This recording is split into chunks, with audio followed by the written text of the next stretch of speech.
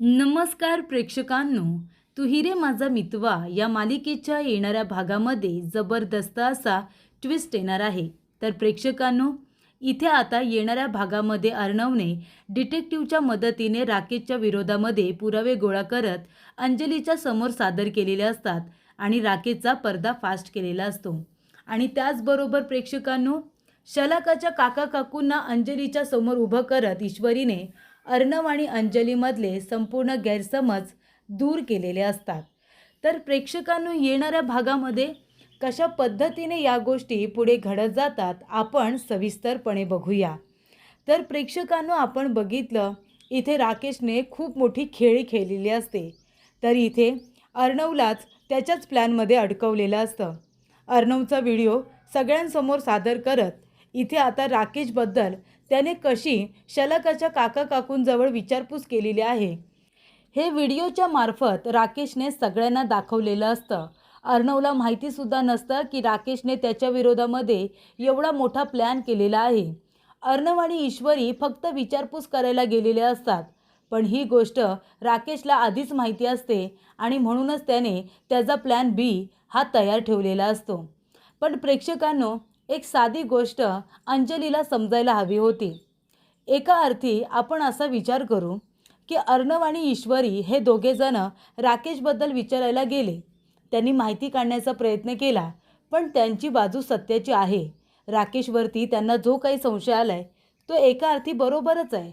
कारण का आत्तापर्यंत राकेशने 2 नावं बदलली, राजेश भोसले आणि राकेश निकम. राजेश्वर पाटील बनायला त्याला काही वेळ लागणार नाही आणि त्याचबरोबर अशा काही गोष्टी घडलेल्या असतात, मग ते प्रॉपर्टीचे पेपर असू दे, शलाकाची फाईल असू दे किंवा शलाकाचा मोबाईल असू दे, या सगळ्या गोष्टी राकेश चोरण्याचा प्रयत्न करत असतो आणि ते त्याने चोरलेल्यासुद्धा असतात. मग राकेश गुन्हेगार आहे, तो आपला गुन्हा लपवण्यासाठीच या गोष्टी करत होता ना. म्हणूनच इथे अर्णव ईश्वरीला त्याच्यावरती संशय आला आणि ते लोक शलाकाच्या गावी जाऊन तिच्या काका काकूंजवळ विचारपूस करत होते. त्यांनी जे केलं ते योग्य होतं, पण मग ते दोघेजण शलाकाच्या गावी कोल्हापूरला जाणार आहेत ही गोष्ट राकेशला कशी समजली? आणि मग राकेशने तिथे CCTV कॅमेरा असू दे किंवा तो व्हिडिओ कसा काय तयार केला? मग हे महत्त्वाचे मुद्दे, हे महत्त्वाचे प्रश्न अंजलीसमोर का आले नाही? तिला हा प्रश्न पडला का नाही की बाबा, अर्णव ईश्वरी जाऊन तिथे तुमच्याबद्दल चौकशी करत होते हे मान्य आहे मला, पण मग तुम्हाला कसं कळलं की ते कोल्हापूरला शलाकाच्या काका काकूंना भेटायला जाणार आहेत? हे तुम्हाला कसं कळलं? तेव्हा प्रेक्षकांनो, इथे आता या सर्व गोष्टी असतात, पण या गोष्टींकडे आता सध्या तरी सगळ्यांनी दुर्लक्ष केलं आहे. फक्त सगळेजण एका गोष्टीचा विचार करतायत की अर्णवने राकेशवरती एवढा मोठा आरोप केला की त्याने शलाकाचा खून केला आहे, त्याने चोरी केली आहे, त्याने एका मुलीचा विनयभंग केला आहे. बरेचसे आरोप आता अर्णवने केलेले असतात. ते जरी खरे असले तरीसुद्धा पुरावा नसल्यामुळे ते सगळे व्यर्थ ठरतात. अंजली आता अर्णववरती इतकी चिडते, घर सोडून जायला निघते.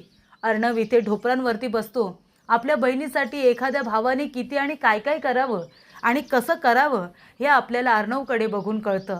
तो गुडघ्यांवरती बसतो, तिचा पदर पकडतो लहान मुलांप्रमाणे. तिला म्हणत असतो की ताई, आई सोडून गेली आहे, आता तू सोडून जाऊ नकोस. एकदा पोरका झालो आहे, पुन्हा मला पोरकं व्हायचं नाही आहे, अनाथ व्हायचं नाही आहे. तेव्हा तू जर मला सोडून गेलीस तर मी मरून जाईन, मी कोलमडून जाईन, असं अर्णव आता ईश्वरी समोरच अंजलीला म्हणतो.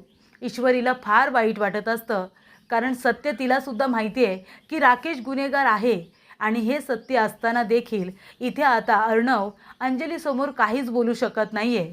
ते खरे असूनसुद्धा खोट्याप्रमाणे त्यांना ढोपरं टेकावी लागत आहेत. या गोष्टीचं अंजलीला आता काहीच वाटत नसतं, कारण तिला सत्यच माहिती नाही आहे. पण ईश्वरीला फार वाईट वाटतं. ईश्वरी इथे अर्णवच्या खांद्यावरती हात ठेवून त्याला धीर देत असते. तेव्हा अंजली म्हणते, ठीक आहे, तू मला आईची शपथ देतोयस ना? कारण अर्णव काय म्हणतो, ताई घर सोडून जाऊ नको, आपल्या आईला किती वाईट वाटेल. आधीच आईने खूप काही सहन केलं आहे, त्याच्यामध्ये तू जर घर सोडून गेलीस, आपण जर असे वागलो तर आईला वाईट वाटेल ना. तू प्लीज घर सोडून जाऊ नकोस, मी तुझी माफी मागतो. हवं तर मला मार, माझ्यावरती रागव, मला काहीच फरक पडणार नाही, पण घर सोडून जाऊ नको, तुला आईची शपथ आहे. तेव्हा इथे अंजली म्हणते, ठीक आहे, आईची शपथ देतोयस म्हणून इथे थांबते, पण याचा अर्थ असा होत नाही चिंटू की मी तुला माफ केलं. आणि त्यामुळे प्रेक्षकांनो, सध्या तरी अर्णवसाठी एवढंच महत्त्वाचं असतं की अंजली घर सोडून गेलेली नाही आहे, ती घरी राहायला तयार झालेली असते आणि हीच गोष्ट आता त्याच्यासाठी महत्त्वाची असते.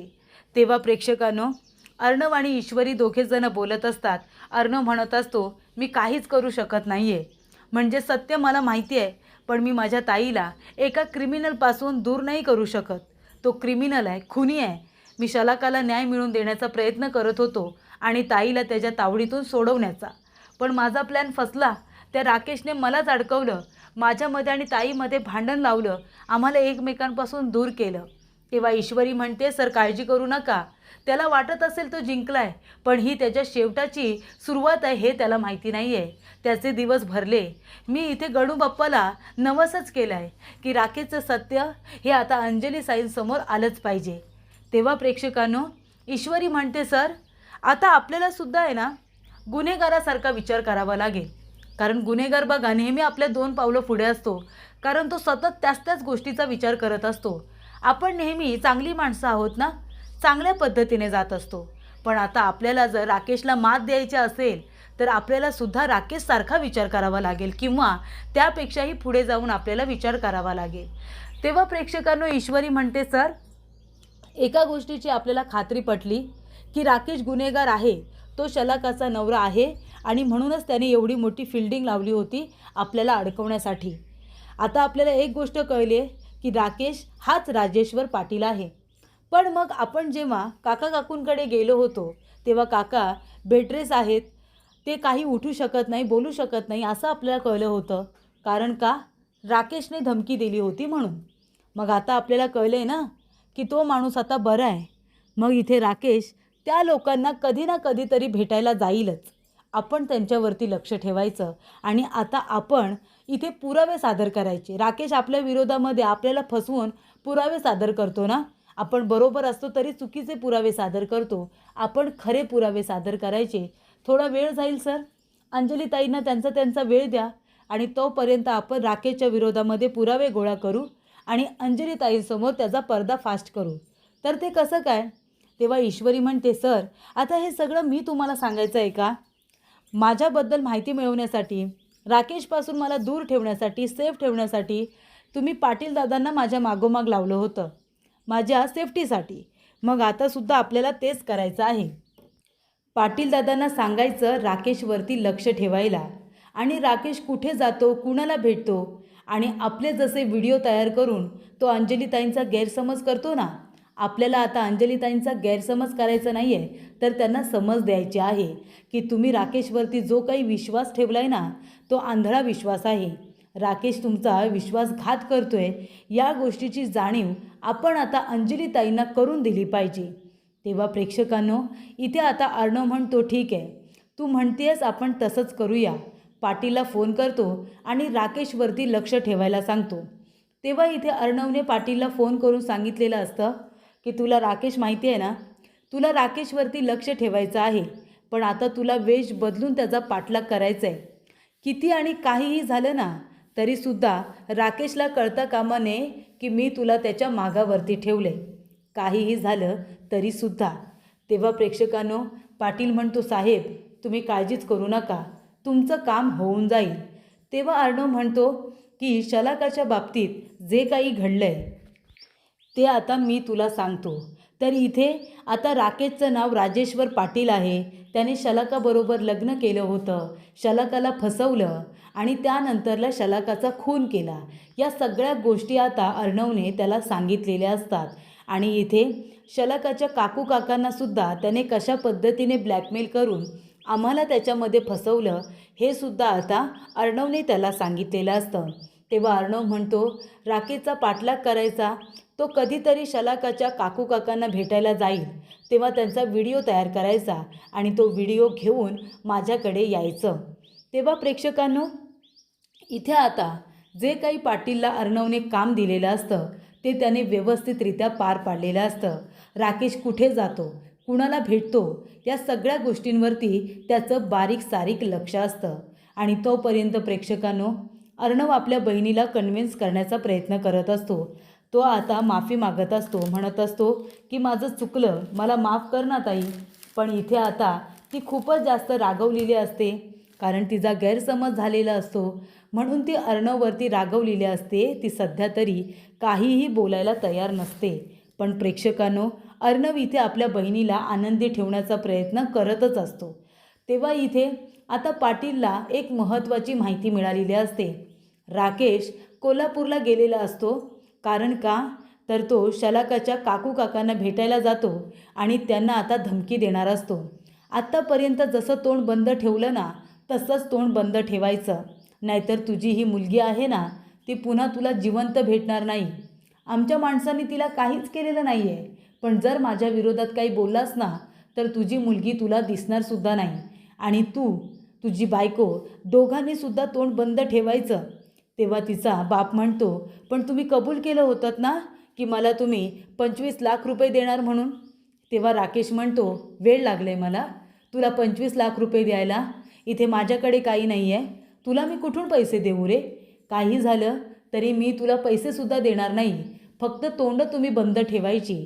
तर अशा रीतीने प्रेक्षकांनो, राकेशने शलाकाच्या आता काकू काकांना धमकावलेलं असतं, त्यांच्या मुलीला मारण्याची धमकी दिलेली असते. आणि इथे राकेश म्हणत असतो, अजून एक महत्त्वाची गोष्ट, जर माझ्याबद्दल अर्णव ईश्वरीला काहीही सांगितलं ना, माझ्यापेक्षा वाईट कुणीच नसेल, एक गोष्ट लक्षात ठेवा.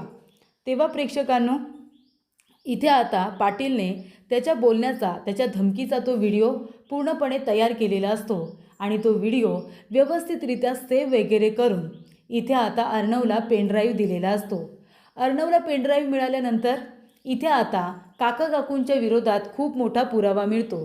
तेव्हा प्रेक्षकांनो, अर्णव ईश्वरी दोघेजणं पुन्हा कोल्हापूरला जातात. तिथे जाऊन आता काका काकूंना तो व्हिडिओ दाखवतात आणि म्हणतात की राकेश तुम्हाला इथे धमकवायला आला होता. मान्य आहे, तुमच्या मुलीला त्याने किडनॅप केलं होतं, पण अहो, एका बाजूला तुमची मुलगी आहे तर एका बाजूला तुमची बहीणसुद्धा आहे ना. तुम्ही तुमच्या बहिणीला न्याय मिळवून देऊ शकत नाही. तुम्ही त्या राकेशला घाबरलात. एकदा जर आवाज उठवला असतात ना, तर राकेशने तुमचं काही वाकडं केलं नसतं. मी होतो तुमच्या मदतीला. मला तुम्ही काहीतरी सांगायचं तर होतं ना. शलाकाला, तुमच्या बहिणीला त्यांनी मारून टाकलं, तुमच्या पुतणीला ठार केलं आणि एका खड्ड्यामध्ये त्याने तिला टाकून दिलं होतं. आम्ही तिला न्याय मिळवून देण्यासाठी झटतोय आणि तुम्ही इथे आम्हालाच मदत करत नाही. आता आमच्याकडे खूप मोठा पुरावा आहे. हा पुरावा आम्ही पोलिसांच्या समोर सादर करतो आणि तुम्ही कशा पद्धतीने गुन्हेगाराची साथ दिली ना, ते सुद्धा सांगतो. तेव्हा इथे ते लोक रडायला लागतात. म्हणतात, प्रश्न आमच्या बहिणीचा नाही आहे, प्रश्न आमच्या मुलीचा सुद्धा आहे. जर बहिणीला वाचवायला गेलो, न्याय मिळवून देण्यासाठी साथ द्यायला गेलो, तर इथे माझ्या मुलीचा जीव जाईल. तिच्याबरोबर ते गुंड काहीही करतील. तेव्हा प्रेक्षकांनो, अर्णव म्हणतो, तुमच्या मुलीला काही होणार नाही, तुमच्या सेफ्टीची जबाबदारी माझी. तेव्हा इथे अर्णव म्हणतो, तुम्हाला फक्त आता माझ्याबरोबर यायचं आहे. तेव्हा ईश्वरी म्हणते, तुम्ही फक्त आता आमच्याबरोबर चला. अंजलीताईंना जे सत्य तुम्ही आम्हाला सांगितलं ना, आता ते सत्य तुम्ही अंजलीताईंना सांगा की राकेश हाच राजेश्वर पाटील आहे, शलाकाताईंचा नवरा आहे आणि त्याने शलाकाताईंना फसवलं, तिच्या आईवडिलांना जाळून मारलं आणि नंतर शलाकालाही मारलं. हे सत्य तुम्ही अंजलीताईंना सांगा. एका व्यक्तीचं आयुष्य उद्ध्वस्त होण्यापासून तुम्ही खरंच वाचू शकता. तेव्हा प्रेक्षकांनो, ईश्वरीने आता रिक्वेस्ट केलेली असते, त्यांना आता समजावून सांगितलेलं असतं.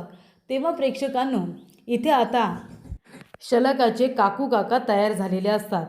अर्णवने तो व्हिडिओ आता पोलिसांना दाखवलेला असतो की कशा पद्धतीने राकेशने शलाकाच्या काकू काकांना धमकावलं होतं, त्यांना खोटं बोलायला सांगितलं होतं.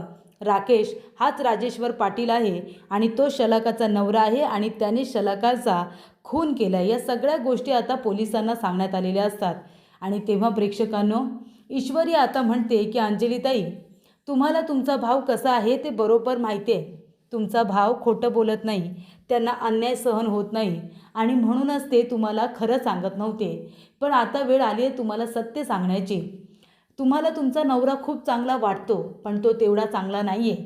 तेव्हा इथे अंजली म्हणते, ईश्वरी हे काय बोलतेस तू. तेव्हा इथे ईश्वरी म्हणते, हेच खरं आहे. तुम्हाला माहिती आहे, राकेशने तिथे कोल्हापूरला जाऊन तो व्हिडिओ कसा काय तयार केला. त्यांना कसं काय कळलं होतं की आम्ही तिथे जाऊन त्यांच्याबद्दलच विचारपूस करणार आहोत? म्हणजे त्यांना कुठेतरी माहिती आहे ना की ते गुन्हेगार आहेत आणि गुन्हा लपवण्याचा प्रयत्न करतायत. तेव्हा आम्ही फक्त शंका म्हणून विचारायला गेलो होतो, पण त्यांनी आम्हालाच अडकवलं. तेव्हा आता सत्य काय आहे ते तुम्हाला स्वतः शलाकाताईंचे काकू काका सांगतील. तेव्हा प्रेक्षकांनो, सगळ्यात आधी तर ईश्वरी पाटीलने रेकॉर्ड केलेला व्हिडिओ दाखवते, ज्याच्यामध्ये राकेश शलाकाच्या काकू काकांना धमकावत असतो. तुम्ही जर तोंड उघडलं तर बघा, तुमची मुलगी तुम्हाला जिवंत भेटणार नाही. 25 लाख रुपये मी तुम्हाला देणारच नाही आहे. फक्त तुम्ही तुमचं तोंड बंद ठेवायचं, नाहीतर शलाकासारखे तुम्हीसुद्धा खड्ड्यात तरी जाल, नाहीतर ढगात तरी जाल. असं इथे राकेशने काकू काकांना धमकावलेला असतो. तो व्हिडिओ इथे आता सादर करण्यात आलेला असतो. प्रेक्षकांनो, इथे आता राकेशचा अंजलीसमोर व्हिडिओ दाखवून पर्दाफाश केलेलाच असतो. पण आता तोंडी पुरावा देण्यासाठी शलाकाच्या काकू काकांना ईश्वरी घरी घेऊन आलेली असते. आणि तेव्हा काकू काका सांगतात की राकेश हाच राजेश्वर पाटील आहे. तो शलाकाचा नवरा होता. त्यानेच शलाकाला मारले, तिच्या आईवडिलांना प्रॉपर्टीसाठी जाळून टाकलं. या सगळ्या गोष्टी आता जेव्हा काकू काका स्वतःच्या तोंडाने सांगतात आणि त्याचबरोबर पुरावा म्हणून लग्नाचा अल्बमसुद्धा दाखवतात, तेव्हा अंजलीची खात्री पडते की चिंटू आणि ईश्वरी दोघेही खरं बोलत आहेत. आत्तापर्यंत ज्या नवऱ्याला मी पती परमेश्वर समजत होते, तो तर खूप मोठा गुन्हेगार निघाला. या गोष्टीची जाणीव आता इथे अंजलीला झालेली असते. तेव्हा अंजली म्हणते, चिंटू, अरे काय हे, ह्या माणसाने मला फसवलं. मी त्यांच्यावरती इतका विश्वास ठेवला आणि त्यांनी माझा विश्वासघात केला. अशा रीतीने प्रेक्षकांनो, सत्य आता अंजलीच्या समोर आलेलं असतं. त्यामुळे इथे अंजली आता अर्णवला सांगते की सत्य समोर आले, माझा गैरसमज झाला होता चिंटू. तर ईश्वरीने सगळ्यात आधी तर अर्णव आणि तिच्यातले गैरसमज मिटवलेले असतात. आणि त्यानंतर अंजली इथे अर्णवला म्हणते की शलाकाला न्याय मिळालाच पाहिजे, राकेशला त्याच्या गुन्ह्याची शिक्षा मिळाली पाहिजे. मला आता काहीच वाटत नाही आहे चिंटू, मी स्वतःला त्रास करून नाही घेणार, पण त्या माणसाला तू बाहेर सोडू नकोस. काय माहिती अजून किती शलाका आणि अजून किती अंजलींना त्याने फसवलं असेल. तेव्हा या गोष्टीला आळा बसला पाहिजे. तू लवकरात लवकर त्याच्या विरोधात गुन्हा दाखल कर आणि त्या नराधमाला त्याच्या गुन्ह्याची शिक्षा मिळवून दे, असं अंजली आता अर्णवला सांगते.